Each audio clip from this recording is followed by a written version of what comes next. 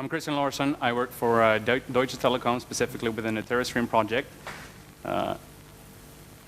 This is me on GitHub. I guess I am the kind of founding father slash benevolent dictator for life of NIPAP. And this is me. I'm Lukas Garberg. I am the DWDM overlord at Tele2. And so together we're kind of the dynamic duo, the two musketeers that started this whole thing out. And I think that between us we have probably written or reviewed pretty much every line of code that went into this project. So here's the agenda for today. I know how everyone loves a good demonstration, kind of, a bit of on hands. So we're not going to start out with that. Instead, we have a bit of dry theory background. Lucas will give an introduction kind of to the requirements that went into this, and I think it's a good thing that you get some understanding and you understand why things look the way they do today. Then we'll do a demo, after which we'll follow up with kind of a deep dive into the design. We then move on to integration. We'll look at the API and how you can work with that. And last, but certainly not least, we have importing data. I'd also like to encourage, if you have any questions, feel free to ask throughout the presentation. You can have that. Okay. Is it possible to get the presenter notes on here?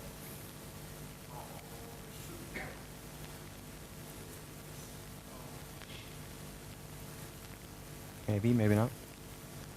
I think I can do it. Step one.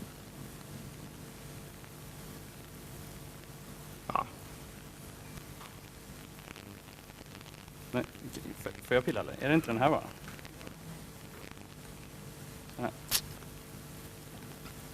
Okay, yeah, there we go. Sorry for that. What were the problems and the key feature we were trying to solve, and what functionality did we look for when we initiated this project? First out is data consistency, as you see here. At the time this started, around 2008, 2009, at Tele2, we had a number of systems for IP address management, ranging from simple text files to, well, let's say advanced text files, as well as Excel documents. There were also some IPAMs in use, but they were rather lacking, so, well, let's not focus that much on them. I guess the problem with Excel sheets or text files is fairly obvious. You basically have no form of syntax validation. So you can enter, as you see here, well, you can have octets over 255 in IPv4 networks. You can have, well, we have seen 5-octet IP addresses.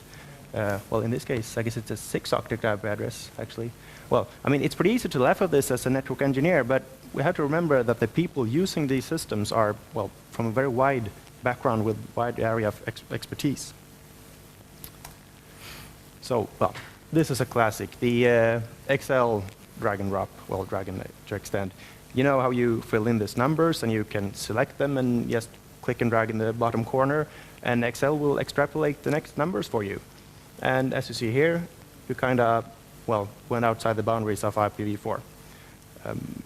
A real-world example of this we saw, then actually perfectly fine addresses were generated, but the planner who used this feature to create more and more addresses actually, well, ran outside the scope of the /20 IPv4 network, which was allocated for this purpose. So even though the address generated was perfectly fine, well, it would collide with whatever the next prefix would be allocated to.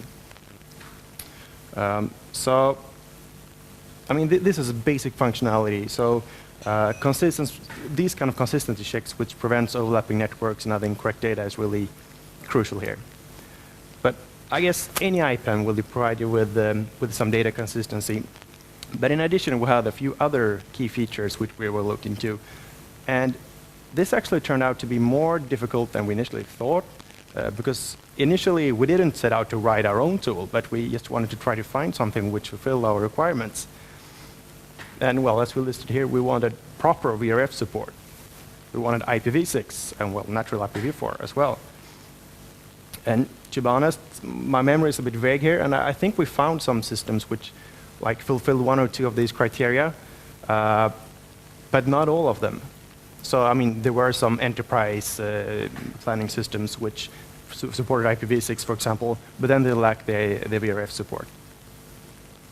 And in all cases, we didn't find one which supported the kind of scale we were looking into. And I'll come back to that in a second. And last, but certainly not least on this list, is the integration with other systems.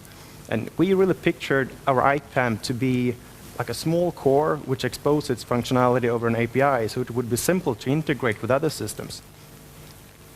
And that was a key feature we were looking into. So as I said, scale and performance was crucial and one of the big issues here.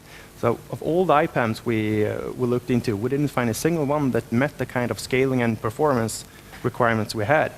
A lot of IPAMs are built for the enterprise market, and we have these interfaces where you click around and navigate little trees to look into your prefixes.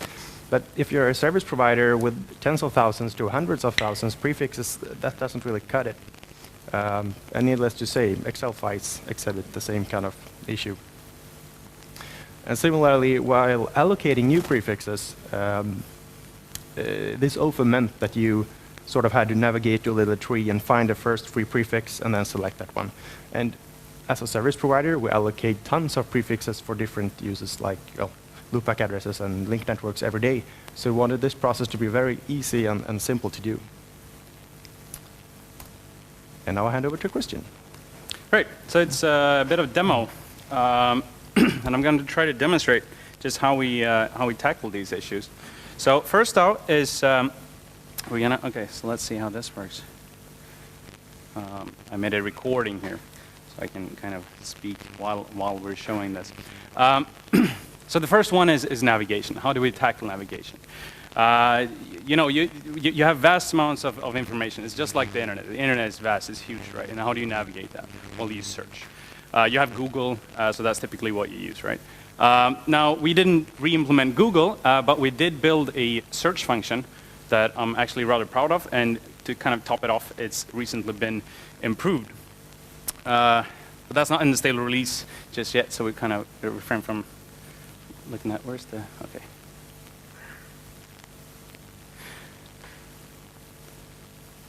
Oh.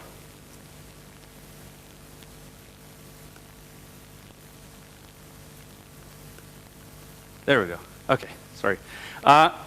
Okay, so this is kind of the basic web interface that we have in NIPAP. We have VRFs. I can't really click on this now because it's a video. We have prefixes, and then we have pools. We'll get back to pools and talk about them in just a minute. We'll kind of focus on prefixes because that's more of the important part in this.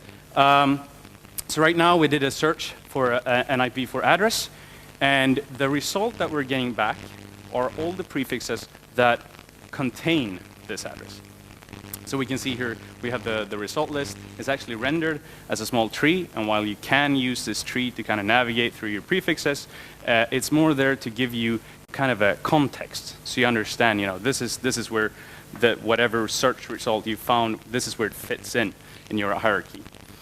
Just below the search where we entered the query, just below that you have a search interpretation. So this actually tells you how NIPAP interpreted the query that you entered. So in this case, we see, so this is it's an IP address, and the result that we're getting back should be prefixes that contains this address, right?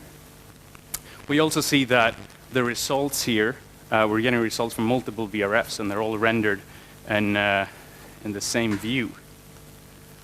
So we'll progress this and make this address into a prefix by adding a prefix length. So again, we can look at the search interpretation. We see that NIPAP actually understands IP addresses. We're searching for a /16, but we actually have bits set to the right of the mask, the 10.0.2, and it just kind of mangles it and zeroes those out. If we look at the result, we see that the first prefix is gray. It's 10/8. That's actually outside of what we searched for, but it is included, again, to give you this kind of context, so you understand, where in the structure you're ending up.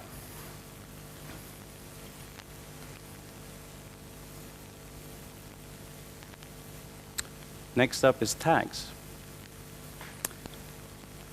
Like any system, if you have a system with large amounts of information in it, you typically find that you have labels or tags to kind of help organize your data, and NIPAP is no exception to this. You have support for tags through, you can tag your VRFs, prefixes, as well as pools.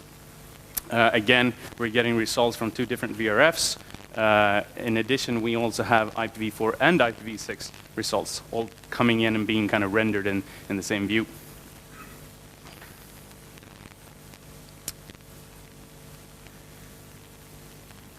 So if you want, you can filter. There's this VRF selector. So if you don't want to look on all VRFs at the same time, you can use this to select one or more VRFs and just kind of search and work within those VRFs.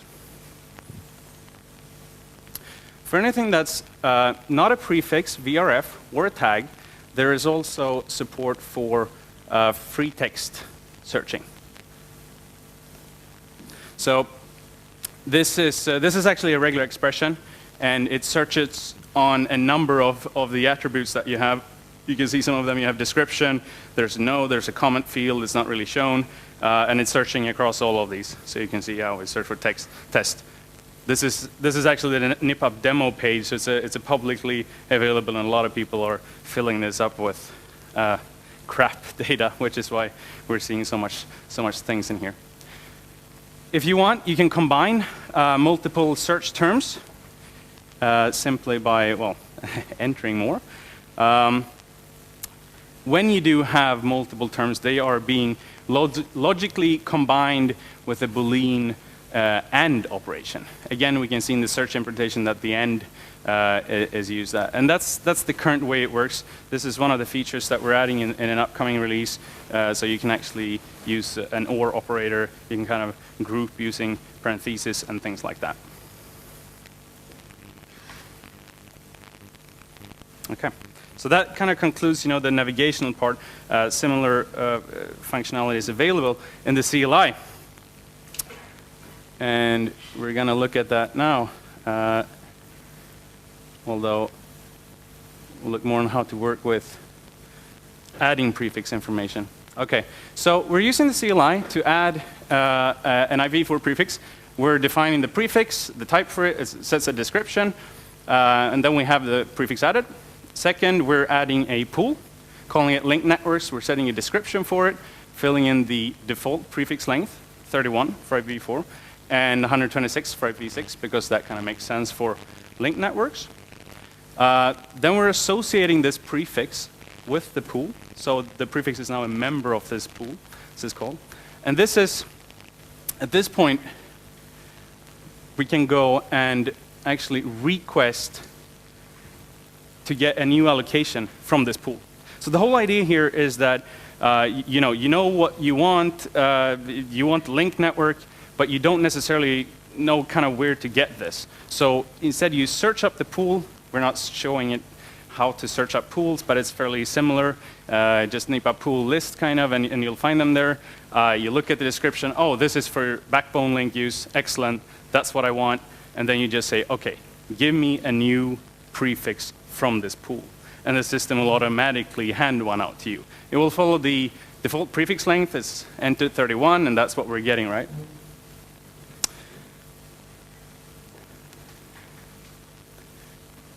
In addition to IPv4,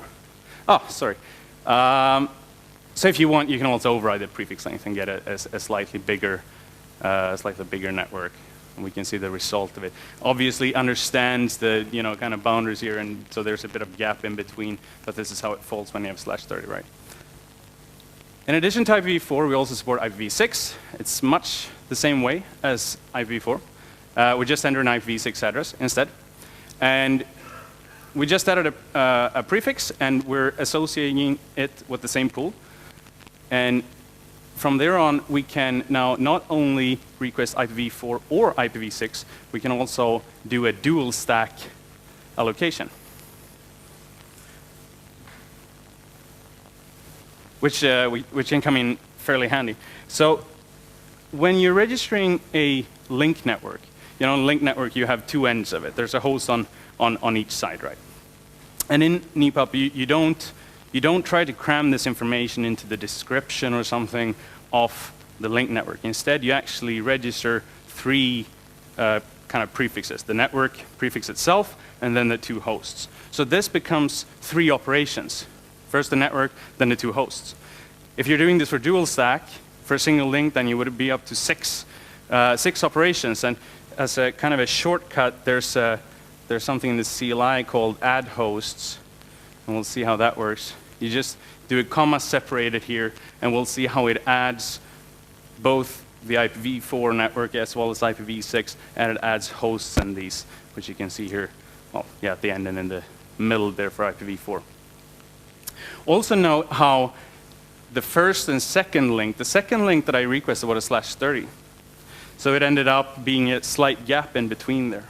And then when we allocated the third prefix, which was actually /31, NIPAP found the little gap in between and put the prefix in there.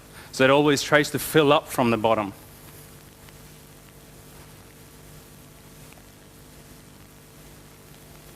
So here are the basic parts of NIPAP. We have a database at the bottom. On top of that sits something called NIPAP-D, which is the NIPAP daemon. It's a kind of a back-end, adds some logic, and in turn exposes an API northbound. So the CLI and the web interface that ships with NIPAP are both using this API to communicate. If you have any other systems that you wish to integrate, this would kind of be the point where you integrate those.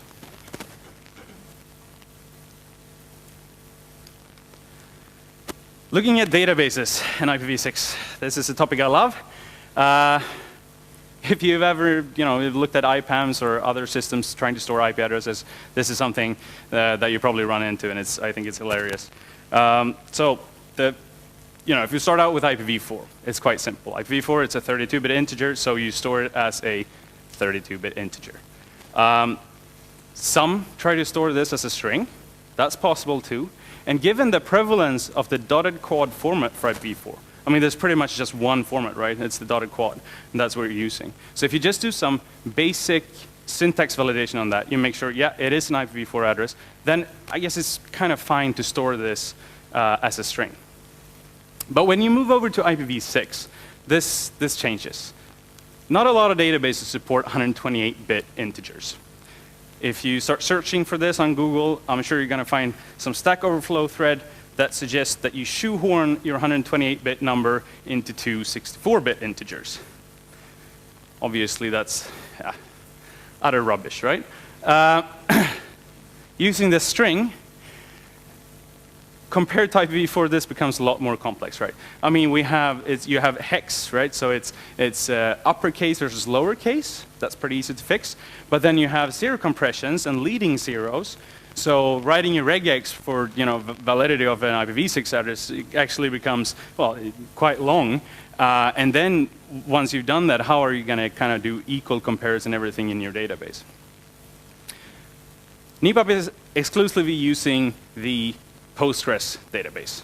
I've received a few questions, can we port NIPAP to support something else? Can we do Oracle? Can we do MySQL? Or insert your database of choice, right? And the simple answer is no. And this is because we rely on functionality that exists within Postgres. It has a built-in data type called INET that allows you to store IPv4 as well as IPv6 information. On top of that, there is an extension called IPv4R that allows you to include the prefix length when you're building your indices, so you can do wicked fast lookups in the database. So this is used for the search function to give you really fast lookups. And so this is the reason why we're using Postgres and why we will be using Postgres for the foreseeable future.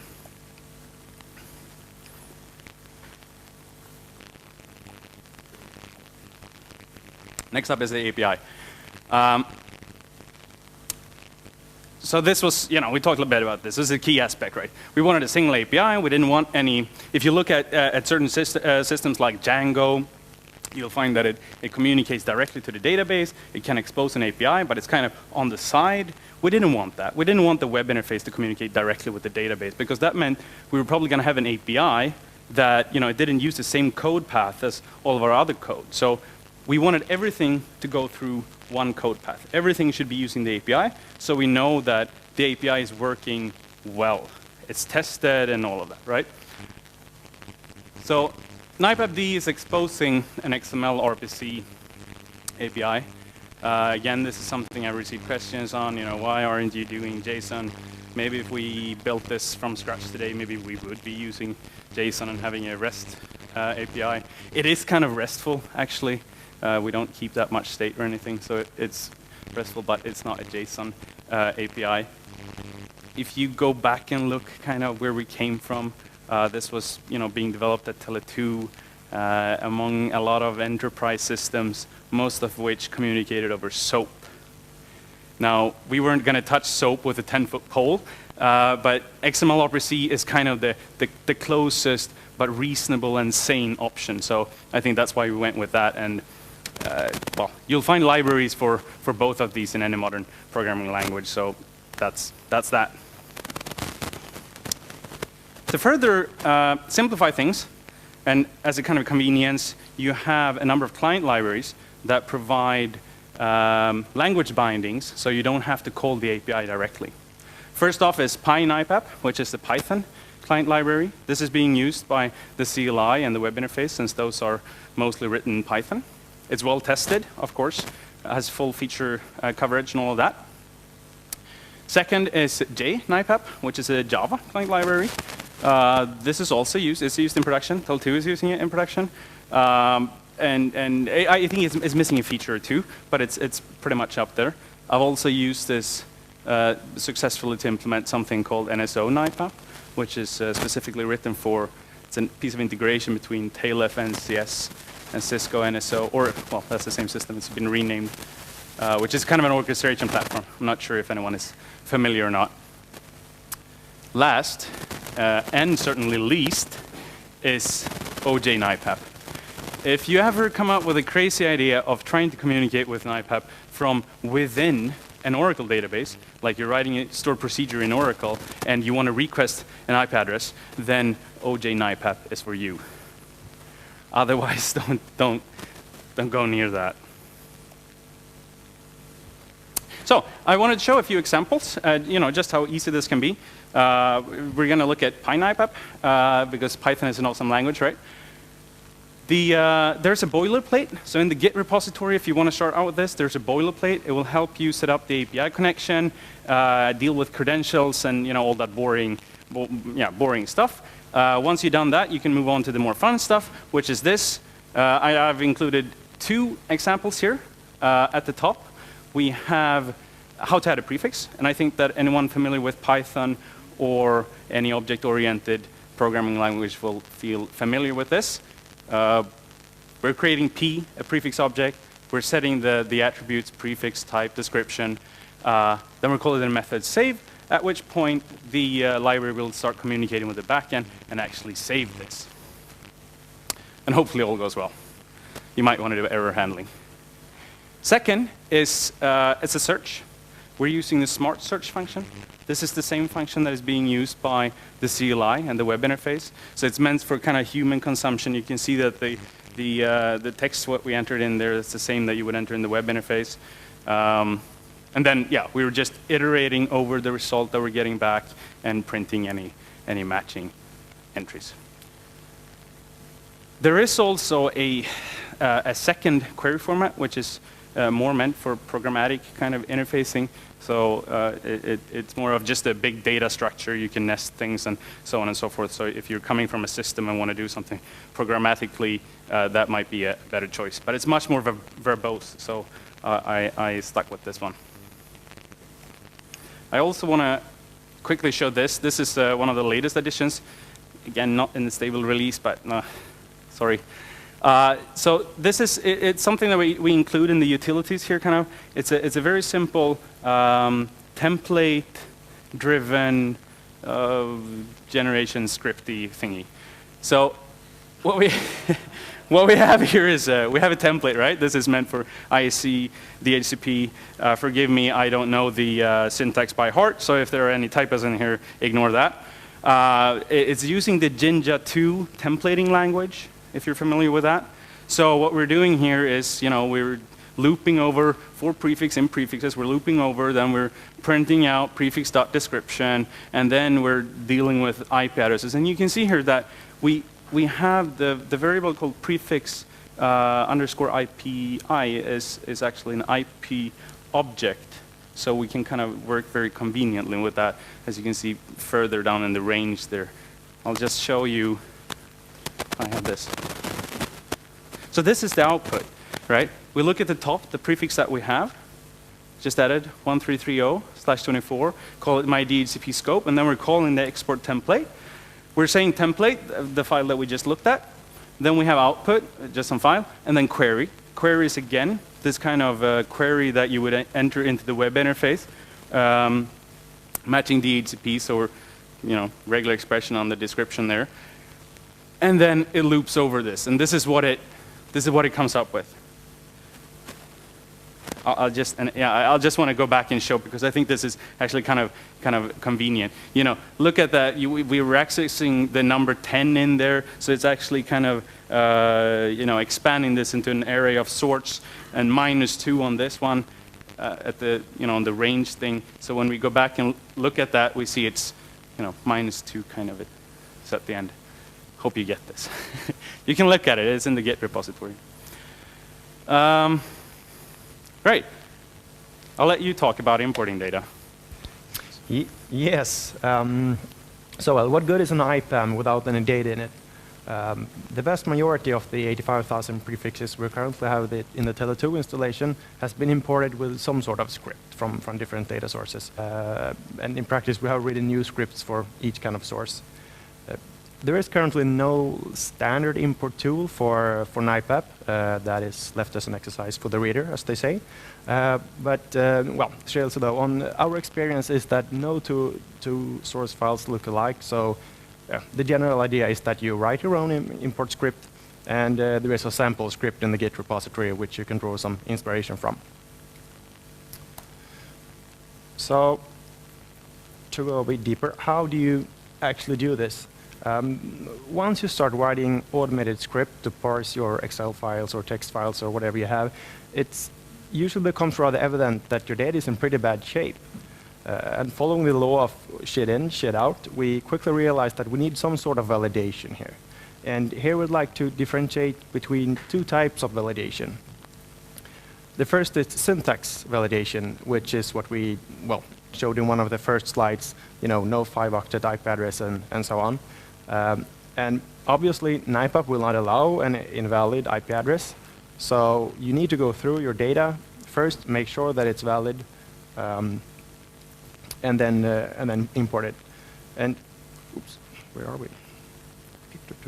And guess what that 5-octet IP addresses really should be is probably easier for a human to do than for a computer. So the second is what we call data validation. And as you start digging in IP plans, it usually becomes quite tempting to do all sorts of things.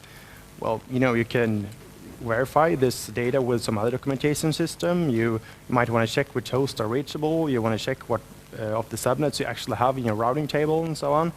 And as you start doing this, you quickly realize that your initial scope has widened significantly. And all this data validation is a great thing, but it kind of takes a lot of time, and it shifts the focus of your import project to being a validation project.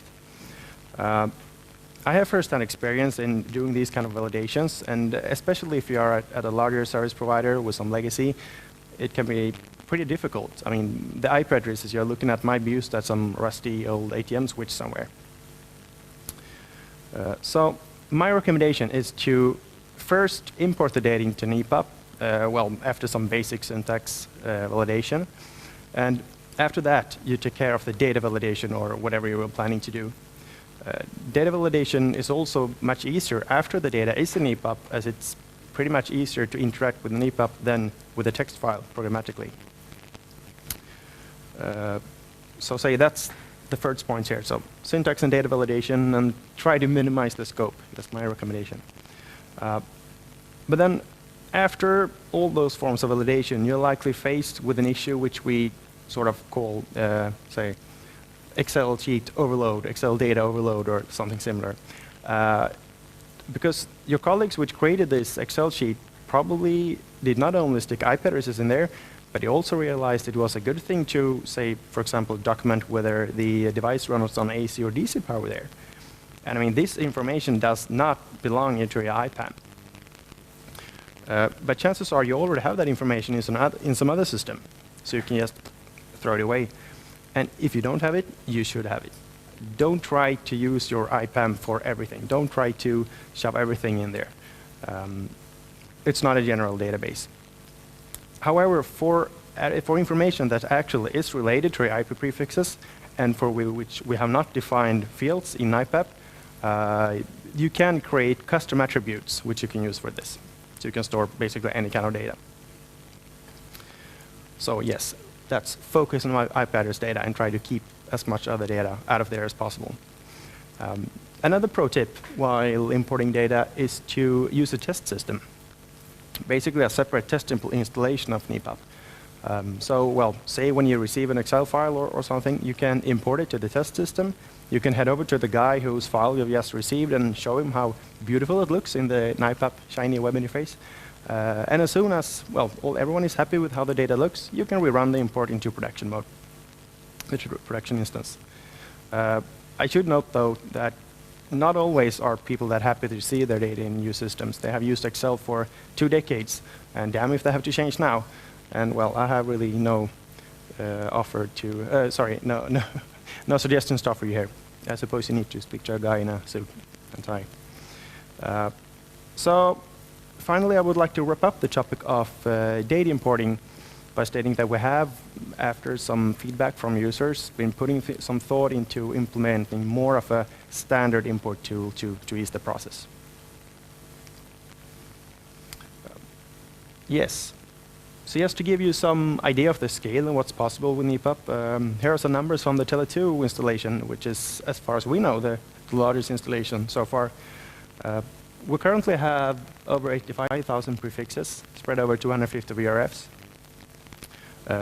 We have defined 100 pools used by our 160 users to, well, obtain IP addresses for different purposes. So we have come a pretty far away, but we still have a long way to go. There are lots of infrastructure-related information which remain to be imported here, as well as, well, thousands of customer VRFs, out of none which are in here today. So if we have sparked some interest, you can head over to our demo interface, which, well, the Kristian's demo was recorded from at nipapdemo.spratling.net.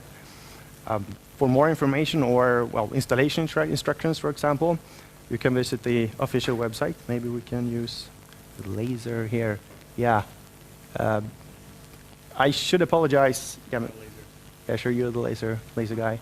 I should apologize to anyone not running a Debian system or a derivative thereof, because the installation process is really streamlined around Debian. If you use another system, it's a bit more difficult to set up, but possible.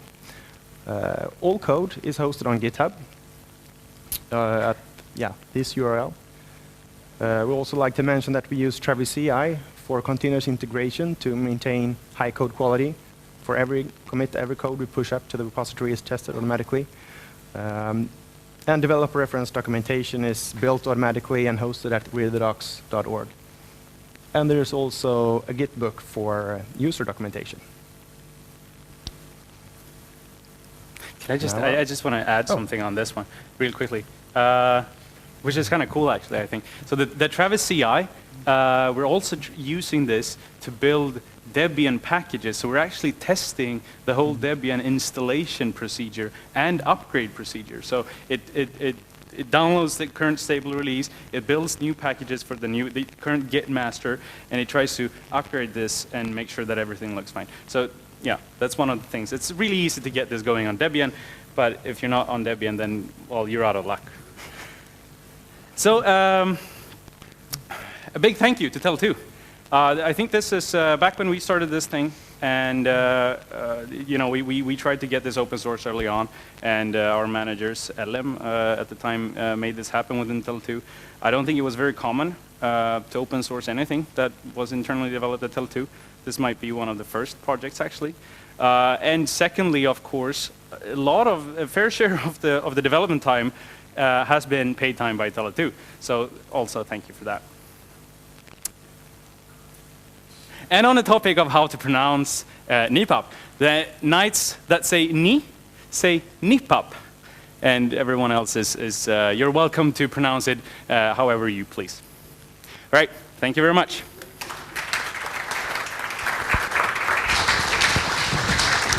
Thank you, very neat. Any questions? It actually stands for neat IP address planner, so that was Right. extra neat. It's Mem from Netnod. TS run a test installation in our office, and I tried it out quite quickly, and I realized it's very, very IP orientated and very network orientated. Like it tries to fill open spaces in the address plan and so on. And if you have some sort of logic that you prefer to have a /27 out of a free 24 or something like that, you have to write your own logics outside of it. And like most of us has IPv4 today and would like to add IPv6, and some common standards that you use this latest, the last number section equal for IPv4 and IPv6, you're out of luck because you have to make that manually. And yeah, it's basically a storage database if you have some logics in your deployment system, and this extra attributes is only strings, so you can't have any content checks on them or validation. You have to build everything outside when you go out of next free IP address or next free space or whatever. Right. Okay, I don't know what the question was in there really, but I'll comment on that because it's a wide topic and I like it, so I'll comment on it. So yes, I mean the system is biased. It does what we needed to do at Tele2. We had a shitload of IP addresses, right? We didn't care. I mean, these kind of bit patterns that you're trying to create, I know a lot of people like those. If everything is a system, you don't care about that. You don't need to care about that, because when you're configuring something, you just get something automatically. When you're getting trouble tickets, you get alarms from your network. You have another system that does kind of resolution of this. It looks up this IP address is this, so you never need to look at the IP address, right? So this is in a complete system. It's like a big black box, right? And you're looking outside. You never need to know this. So this is kind of the why it is like this. Now, I happen to work for a service provider today that likes to fiddle with bits in the addresses, TerraStream that is.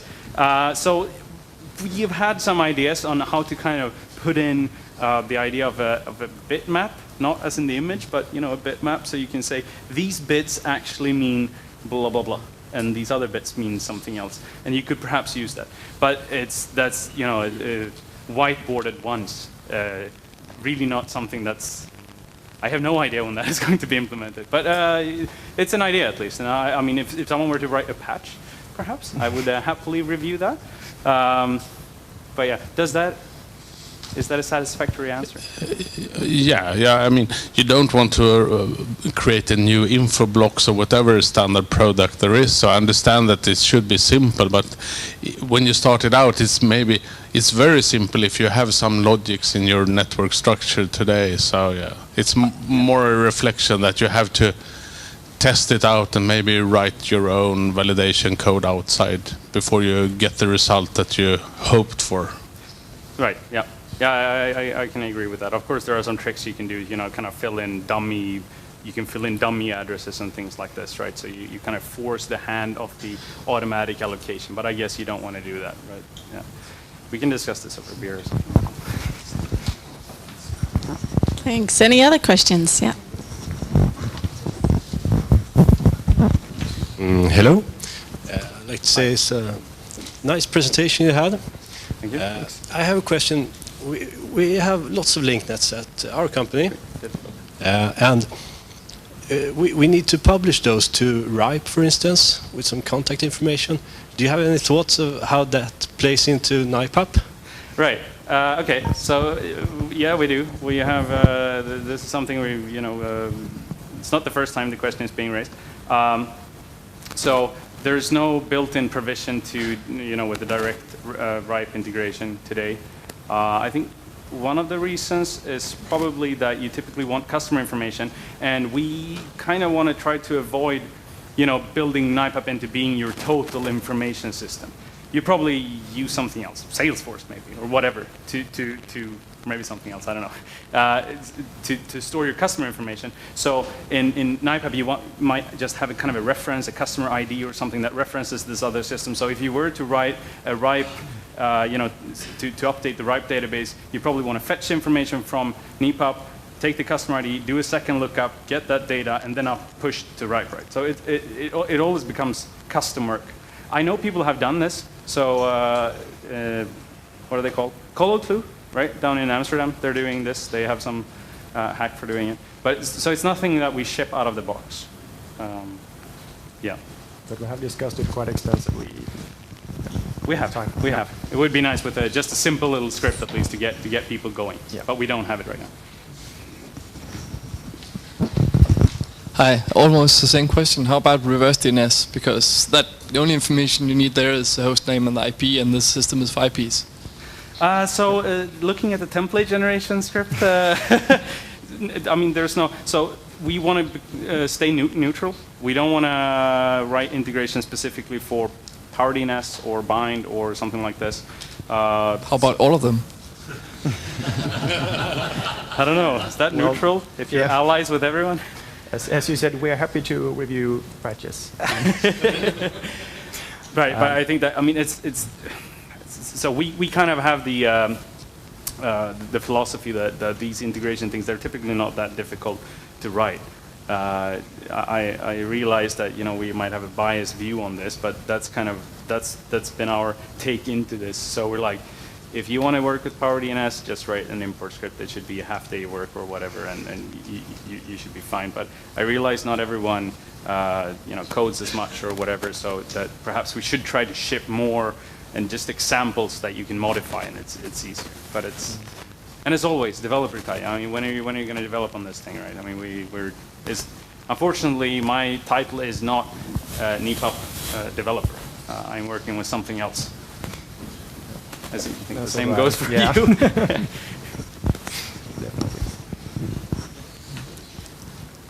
Any other questions at all? No? Okay. Well, thank you very much then for that presentation. Thank you.